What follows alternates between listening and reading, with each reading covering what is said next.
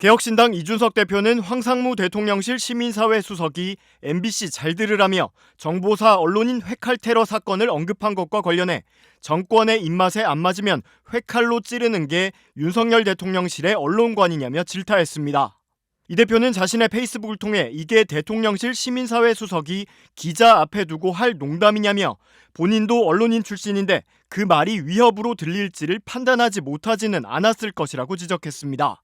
이어 황 수석의 5.18에 대한 인식은 더 황당하다.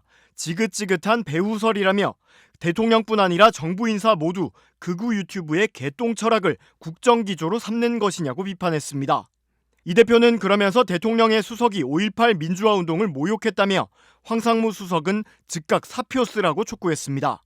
더불어민주당 김한규 의원도 황 수석의 발언을 언급하며 권력의 정점에 선 자가 이런 말을 거리낌 없이 내뱉을 수 있는 사회는 정상이 아니라며 한국이 독재화되고 있다는 국제연구보고서는 정확했다고 주장했습니다.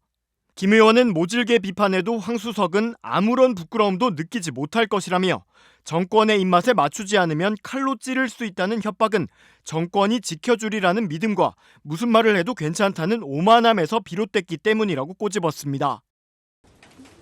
대통령실 황상무 시민사회 수석은 오늘 MBC를 포함한 출입 기자들과 식사 자리를 가졌습니다.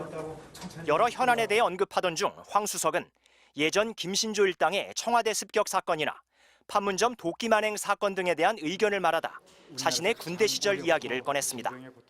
MBC는 잘 들어라고 말한 뒤 내가 정보사 나왔는데 1988년에 경제신문 기자가 압구정 현대아파트에서 허벅지에 칼 2방이 찔렸다고 했습니다.